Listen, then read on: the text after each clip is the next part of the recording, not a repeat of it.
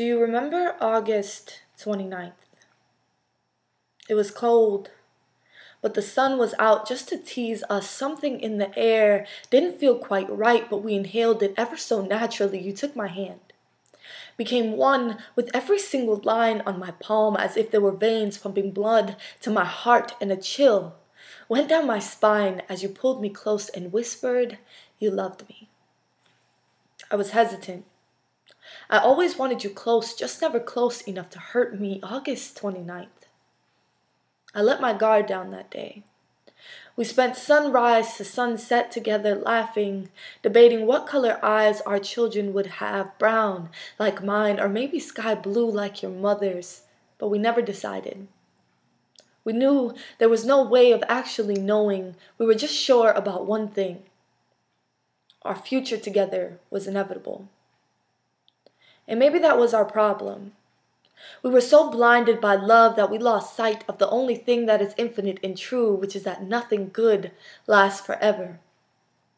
And baby, we were good. I'm talking Sunday evening, Mama's homemade cornbread and collard greens good. We were warm and loving, passionate and present, but everything has its demons. You were always one pill away from anger management. Every argument was the next world war. You felt rage. And yet I was the only one that softened you. August 29th. We disagreed that day. Compromise was nowhere to be found. And that was the day we could no longer fight our next world war. You left me. Somewhere on a bench in Central Park. You left me. I was crying. You couldn't tell though. It was raining, so my tears were hard to distinguish. You jumped in that black Escalade. The same Escalade that I first saw you in the day we met, and pointed saying, "That boy will be mine." You drove away.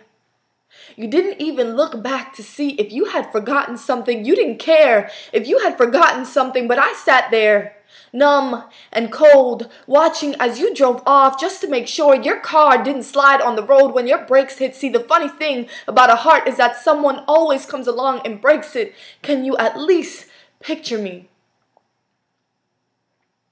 Picture me sitting on that bench, hoping that you had forgotten something, anything, your wallet, house keys, absolutely anything, just so I could see you coming back down that road and convince myself that you remembered, you forgot me. On August 29th.